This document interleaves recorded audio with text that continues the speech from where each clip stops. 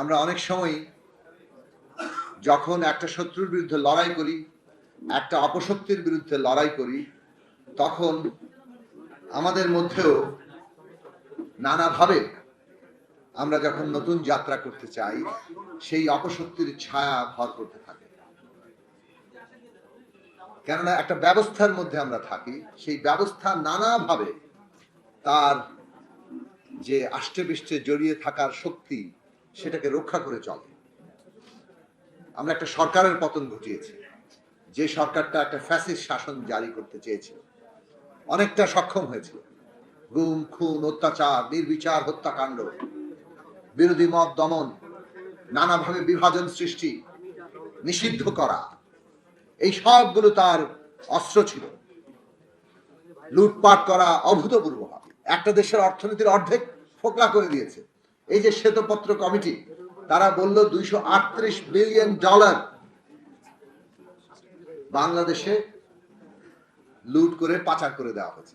অর্থনীতির আকারই কিন্তু $500 বিলিয়ন কাছাকাছি, সেটার হিসেবের মধ্যে গন্ডগোল আছে। কাজেই যে দেশের অর্থনীতি $500 বিলিয়ন কাছে হিসেবে গন্ডগোল আছে, তার $238 বিলিয়ন যদি লুট হয়ে পাচার হয়ে যায়, বোঝেন কিভাবে একটা ব্যবস্থা কায়েম করেছে লুটপাট করে ভাগ বাটোয়ারা দিয়ে। ক্ষমতার বিভিন্ন খুঁটিগুলোকে লুট করার সুযোগ দিয়েছে। সেই লুটের ভাগ নিয়ে 15 বছর ধরে গুম করে, খুন করে, ভয় দেখিয়ে, বিভাজন সৃষ্টি করে এবং নিষিদ্ধের আওয়াজ তুলে তারা আমাদের শাসন করেছে। এখন আমরা যখন নতুন যাত্রা করতে চাইছি, আমরা তো এই শক্তিটার বিরুদ্ধে লড়াই করছি। এই ব্যবস্থা যেটা তারা কায়েম করেছিল, সেটা কি এখনই বদলে গেছে? বদলে যায়নি। এই ব্যবস্থার পক্ষে যারা কাজ করেছে তারা সবাই বদলে গেছে, বদলে যায়নি, তারা এখনো আছে। বাংলাদেশের রাষ্ট্র ব্যবস্থার, এমনকি সমাজের বিভিন্ন স্তরে, এমনকি ক্ষমতার কেন্দ্রীয় জায়গাগুলোতেও তাদের অবস্থান আছে।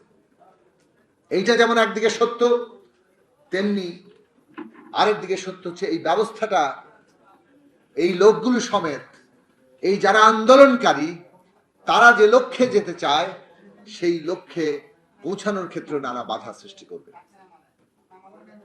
একদিকে যেমন বাস্তবে বাধা সৃষ্টি করবে, অন্যদিকে তারা আমাদেরকে একই রকম আচরণ করার দিকে উদ্বুদ্ধ করবে, যাতে এই যে একটা চক্র, এটা বজায় থাকে। আজকে 17 বছর পরে, 18 বছর পরে বাংলাদেশ একটা নতুন শাসন ব্যবস্থার মধ্যে আছে, সেখানে একটা যাত্রা আছে। কিন্তু আপনারা লক্ষ্য করে দেখেন, এই 17 বছরে আওয়ামী লীগ তাদের নিজেদের সমস্ত অপরাধ, পূর্ববর্তী সব অপরাধ, সেগুলোকে তারা মুছে দিতে চেয়েছে, আর বাকি সকলের অপরাধকে খুঁজে খুঁজে খুঁড়ে খুঁড়ে বের করে নিয়ে এসেছে। উল্টো দিকটা তাকিয়ে দেখেন, আমরা কি এইরকমই একটি বাংলাদেশ কায়েম করতে চাই, যে এবার কেবলমাত্র আওয়ামী লীগ আর তার দোসরদের খুঁজে খুঁজে সবগুলো সমস্যা দেখা হবে, অপরাধ দেখা হবে, বাকিদের যেন কোনো অপরাধ নেই? একটা জিনিস মনে রাখবেন, ন্যায় বিচার ছাড়া কোনো দেশ এগোতে পারে না। সেটা আপনি আমি যেই করি না কেন, অন্যায় যদি আমাদের মধ্যে হয়ে থাকে, তার ন্যায় বিচার প্রতিষ্ঠা হবে। সেই রকম বাংলাদেশ মানুষ চায়। আওয়ামী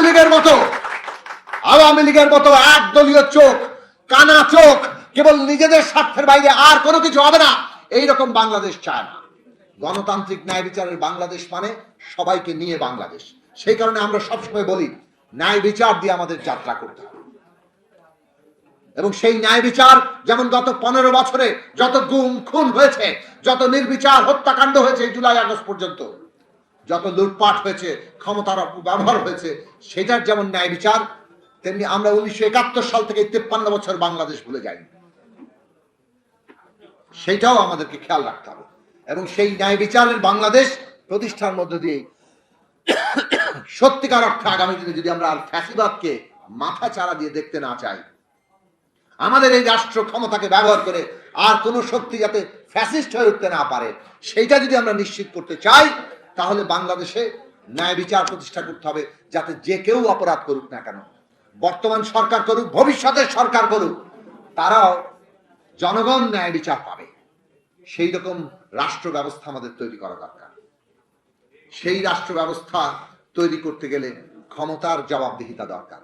নতুন রাজনৈতিক বন্দোবস্ত মানে কি, ক্ষমতা কিভাবে চলবে, রাজনীতি কিভাবে চলবে, তার একটা নিয়ম ঠিক করা। আমাদের এখানে ক্ষমতা ব্যবস্থার যে নিয়ম, যেই ক্ষমতায় যাও ক্ষমতা তার মালিক বনে যায়, তারা জমিদারের চাইতে অনেক বেশি ক্ষমতা সম্পন্ন হয়ে সবাইকে তার দাসে পরিণত করতে চায়। এইটাই তো বাংলাদেশের ইতিহাস আমরা দেখেছি। ক্ষমতার অপব্যবহারকালী 15 বছরে হয়েছে তা নয়, তার আগেও হয়েছে, সেটা স্বীকার করতে হবে। এবং সত্যি যদি আপনি নতুন জায়গায় যেতে চান, কাজে ইতিহাসের জায়গাটা হচ্ছে অভ্যুত্থান হয়েছে, আমাদের সন্তানরা জীবন দিয়েছে, যারা আজকে অভ্যুত্থানের শক্তি তারা নিজেদেরকেও বদলায়। সুতরাং আমরা মনে করি ক্ষমতার যদি নতুন নিয়ম প্রতিষ্ঠা করতে হয়, রাজনীতির যদি নতুন নিয়ম প্রতিষ্ঠা করতে হয়, তাহলে ইতিমধ্যে প্রতিষ্ঠিত যে রাজনৈতিক দলগুলো তারা নিজেদের কতটা বদলাবেন সেইটা বাংলাদেশের গুরুত্বপূর্ণ প্রশ্ন। এবং বাংলাদেশের নতুন গণতান্ত্রিক শক্তি কতটা দাঁড়াবে সেটাও বাংলাদেশের গুরুত্বপূর্ণ প্রশ্ন। এই প্রশ্নগুলোর মধ্য দিয়ে আমরা আগামী দিনে প্রবেশ করতে পারি। এগুলো শুনতে অনেকেই রাজি না। আমরা গত কয়েকদিনে 5 মাসে যা দেখছি, ক্ষমতার প্রতিদ্বন্দ্বিতা হবে। গণতন্ত্র মানে ক্ষমতার প্রতিদ্বন্দ্বিতা, কিন্তু ক্ষমতার প্রতিদ্বন্দ্বিতা জনগণের সম্মতি, জনগণের ভালোবাসার মধ্যে দিয়ে আপনাকে অর্জন করতে হবে। আপনি জনগণের উপরে নানান ক্ষমতার মানে শক্তি প্রয়োগের মধ্য দিয়ে আগে ভাগেই সব দখল করে নিতে চাইছেন, সেইটা কোনো ক্ষমতার প্রতিযোগিতা না। আপনারা একই পথে হাঁটছেন এবং ওইটা লক্ষণ দেখাচ্ছে যে বাংলাদেশে ফ্যাসিবাদের বদলে গণতন্ত্রের পথে আমরা যাইতে পারবো কিনা এই সন্দেহ জাগাচ্ছে। কাজেই রাজনৈতিক দলগুলো আজকে নেতৃত্ব যে অঙ্গীকার কিংবা যে পরিবর্তনের ডাক দিচ্ছেন, সেটা যাতে একেবারে সর্বনিম্ন স্তর পর্যন্ত কার্যকর হয়, তার জন্য প্রত্যেকটি মানুষকেই তার ভূমিকা পালন করতে হবে। কিন্তু কেবল প্রতিষ্ঠিত শক্তিগুলোর উপরে ভরসা করলেই চলবে না। তরুণরা যে পথ দেখিয়েছে, তাতে যদি বাংলাদেশের নতুন রাজনৈতিক শক্তির উদ্বোধন ঘটে তরুণদের মধ্য থেকেই, সেইটা বাংলাদেশের জন্য অত্যন্ত গুরুত্বপূর্ণ। কারণ আমরা একটা গণতান্ত্রিক পরিবেশ চাই। একটা দল তারা নাই হয়ে গেছে, জনগণ কর্তৃক প্রত্যাখ্যাত হয়েছে, পালিয়ে বেড়াচ্ছে, প্রধান নেতা পালিয়ে গেছে, তারপর টেলিফোন করে করে দেশের বিরুদ্ধে ষড়যন্ত্র করছে, তাদের আর কোনো জায়গা নেই মানুষের মধ্যে। কিন্তু বাংলাদেশে তো গণতন্ত্র দরকার, বাংলাদেশে তো নতুন রাজনৈতিক শক্তি আসতে হবে। মনে রাখবেন, ক্ষমতা যদি একজনের হাতে চূড়ান্ত ক্ষমতা এসে জমা হয়, তাহলে সেইটা তাকে বিপথে নিয়ে যাবেই। আজকে বাংলাদেশের ক্ষমতার ভারসাম্য যদি না থাকে, তাহলে বাংলাদেশের পরিণতি আবারও খুব খারাপ দিকে যেতে পারে। কাজে আমাদের এখানে ক্ষমতার ভারসাম্য লাগবে, আর সেই ক্ষমতার ভারসাম্য একটা গণতান্ত্রিক ব্যবস্থার মধ্যে রাজনৈতিক ভারসাম্যের উপর নির্ভর করে। সুতরাং এই দেশের নতুন গণতান্ত্রিক রাজনৈতিক শক্তির উদ্বোধন দরকার, এবং যারা এই গণতান্ত্রিক লড়াইয়ের মধ্য দিয়ে পরীক্ষিত হয়েছে, আজকে আপনাদেরও তাদেরকে চিনতে হবে এবং শনাক্ত করতে হবে এবং নতুন রাজনৈতিক শক্তি গড়ে তুলতে হবে। না হলে বাংলাদেশে আমরা গণতন্ত্রের পথটাকে মসৃণ করতে পারবো না। দুটো কথা বলে শেষ করব। এই যে ক্ষমতার নিয়ম, রাজনীতির নিয়ম তৈরি করা, এটাকে আরেকভাবে বলতে হবে রুলস অফ দি গেম। ওই যে ওবায়দুল কাদের খেলা করতো, রাজনীতি আর খেলা এক নয়। তবে বুঝতে সুবিধা হওয়ার জন্য বলি যে এই যে কিভাবে আমরা রাজনীতি করব, তার তো একটা নিয়ম দরকার। নিয়ম ছাড়া আমার কাছে নিয়ম আছে, বাকি সবাইকে মাঠের বাইরে ঠেলে দাও, এটা তো কোনো রাজনীতি হলো না। তাহলে এই নিয়ম যদি আমাদের ঠিক করতে হয়, এটা সকলের জন্য প্রযোজ্য। এখানে যতগুলো রাজনৈতিক দল আছে, যারা এসছে প্রত্যেকের জন্যই প্রযোজ্য, আরো রাজনৈতিক দল আছে। তাহলে রুলস অফ দি গেম যেহেতু সকলের ব্যাপার, আমাদেরকে সেটা নির্মাণ করতে হবে, এবং এই কাজের জন্য আমাদের যে জাতীয় ঐক্য, এটা রক্ষা করা দরকার। এটা হচ্ছে আমাদের সকলের কমন স্বার্থ, এই কারণে আমাদের ঐক্য রক্ষা করা দরকার। গণতান্ত্রিক ব্যবস্থায় নির্বাচন সামনে আসছে, প্রতিদ্বন্দ্বিতা হবে, প্রতিযোগিতা হবে, কখনো কখনো সেটা বিরোধের রূপ নিবে, একে অপরের দোষ ত্রুটি ধরে মানুষের কাছে প্রকাশিত হবে। ওই যে প্রতিদ্বন্দ্বিতা, প্রতিযোগিতা, এটা গণতন্ত্রের বৈশিষ্ট্য। কিন্তু আমরা এমন একটা ঐতিহাসিক মুহূর্তে আছি, একদিকে আমাদের নির্বাচন কেন্দ্রিক প্রতিযোগিতা, প্রতিদ্বন্দ্বিতা আছে, আবার আরেক দিকে একটা রাজনীতির নিয়ম ঠিক করার, সকলের স্বার্থ, এইরকম একটা ঐতিহাসিক অবস্থা আছে। তাহলে আমাদের রাজনীতির নিয়ম ঠিক করার জন্য ঐক্যবদ্ধ থাকতে হবে, আবার নির্বাচন কিংবা গণতন্ত্রের মধ্যে দিয়ে প্রতিযোগিতা, প্রতিদ্বন্দ্বিতাও থাকবে। এই দুই জায়গা একসাথে নিয়ে চলার কঠিন দায়িত্ব আমাদের সকলের সামনে। সেই কঠিন দায়িত্বটি আমাদের পালন করতে হবে। রাজনৈতিক একটা বন্দোবস্ত তৈরির জন্য জাতীয় ঐক্যমত্যের যে প্রয়োজনীয়তা, সেটা যেন আমরা কোনোভাবে ভুলে না যাই আমাদের প্রতিযোগিতা আর প্রতিদ্বন্দ্বিতার মাঝে। তাহলে বাংলাদেশ বিপর্যয়ে পড়বে, অভ্যুত্থান বিপর্যয়ের দিকে যাবে। আমরা অন্তর্বর্তী সরকারকে বলি, আপনারা এমন একটা ঐতিহাসিক সময় দায়িত্ব পালন করছেন যখন আপনাদের প্রতিটি পদক্ষেপ অত্যন্ত গুরুত্বপূর্ণ। এমন কোন পদক্ষেপ নেবেন না যাতে রাজনৈতিক দল সাথে সরকারের দূরত্ব সৃষ্টি হয়।